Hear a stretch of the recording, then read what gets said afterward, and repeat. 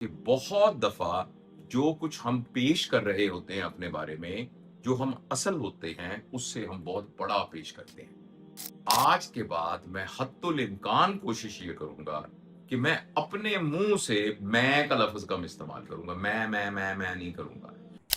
एक बहुत बड़ा ऐब जो हम में से अक्सर लोगों में है और हम उसको ऐब नहीं समझते, वो है अपनी तारीफ़ खुद करना।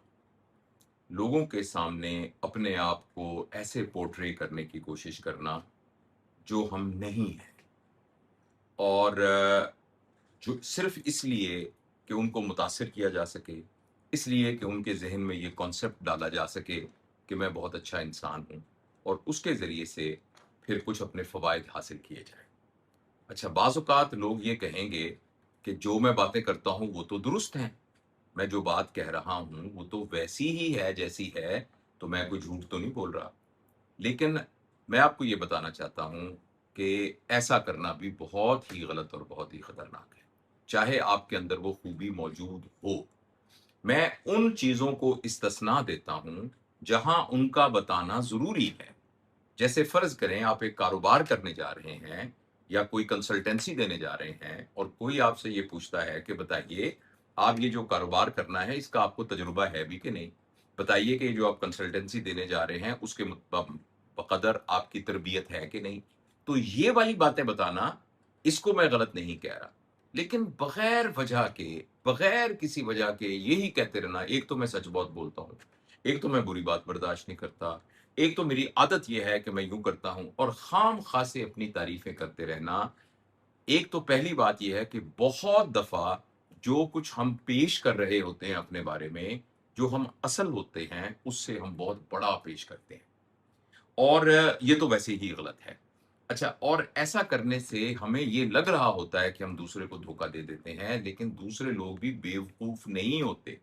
प्लीज़ आप याद रखिए कि अगर कोई शख्स ये समझता है कि जो कुछ मैं कह रहा हूँ, अगला बंदा वो ही समझ रहा है, तो वो बहुत बेवकूफ़ी में है। और इसकी एक फ्लिप साइड भी है कि जो बंदा कुछ समझाना चाहता है, आप वही समझे हैं, अगर आप यही समझ रहे हैं, तो फिर भी आप बहुत बड़ी गलती के अंदर हैं। तो एक तो बात ये है कि इसका कोई जो फ़ायदा हम सोच रहे होते हैं, वो फ़ायदा हो भी नहीं रहा होता। दूसरा ये कि अगर फ़ायदा हो भी जाए, तो कुछ अरसे के बाद हमारा अमल अगर हमारे कौल के साथ मैच नहीं कर रहा, जो हमने कहा है अपने बारे में, हमारा अमल उसको साबित नहीं करता, तो उसका बहुत बड़ा नुकसान होता है और बहुत बड़ा धचका होता है।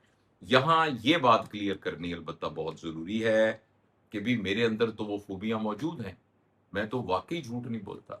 मैं तो वाक़ई कभी पैसे की बेईमानी नहीं करता, तो मैं तो इसलिए बताता हूँ। ये बताना इसलिए खतरनाक है कि ऐसा करने से जो हमारी अपनी अना है, हमारा जो ईगो है, जिसको मैं आजकल नफ्स से भी ताबीर करता हूँ, क्योंकि जो नफ्स है, वो हमारी अपने होने के बारे में जो हमारा एहसास है और अपने होने के बारे में जो मेरा कॉन्सेप्ट है, उसी का नाम जो है वो नफ्स है।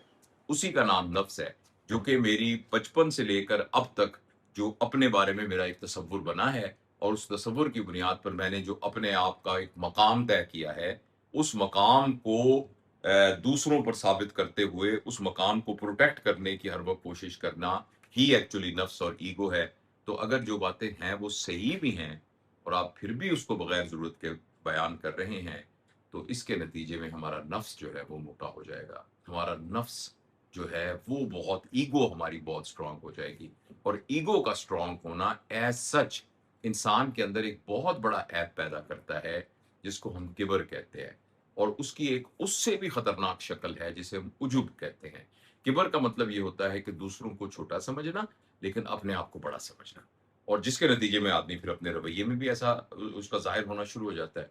उजुब इसलिए खतरनाक है कि उजुब में आदमी दूसरों को तो शायद छोटा ना समझता हो, लेकिन अपने आप को बहरहाल बड़ा ही समझता है।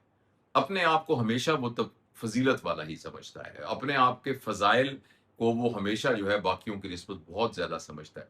ऐसा करने पर इंसान का नफ्स जो है, वो एक अजीब किस्म के गुरूर में मुब्तला हो जाता है और वो गुरूर इसलिए बहुत ख़तरनाक है कि वो आजिज़ी का गुरूर होता है और आजिज़ी का गुरूर जो है वो तमाम जितने गुरूर हैं, उन सबसे ज़्यादा ख़तरनाक है और ये एक तरह की रूहानी बीमारी है। इसकी वजह से इंसान अंदर से छोटा होना शुरू हो जाता है। अंदर से बेसुकून होना शुरू हो जाता है اندر سے اس کے دل کے اندر وہ پازیٹیوٹی نہیں پلتی جس کو اسے پالنا چاہیے۔ تو میرا یہ خیال ہے کہ اس ویڈیو کے دیکھنے کے بعد اگر ہم ایک فیصلہ کریں اور وہ فیصلہ یہ ہو کہ آج کے بعد میں حتی الامکان کوشش یہ کروں گا کہ میں اپنے منہ سے میں کا لفظ کم استعمال کروں گا، میں نہیں کروں گا، میں اپنے فکروں کے اندر میں کا جو لفظ ایڈجیکٹو ہے وہ کم استعمال کروں گا، اور میں اپنے بارے میں فضیلت کے ساتھ بات نہیں کروں گا۔ ہاں، میں اپنے عمل سے اس طریقے سے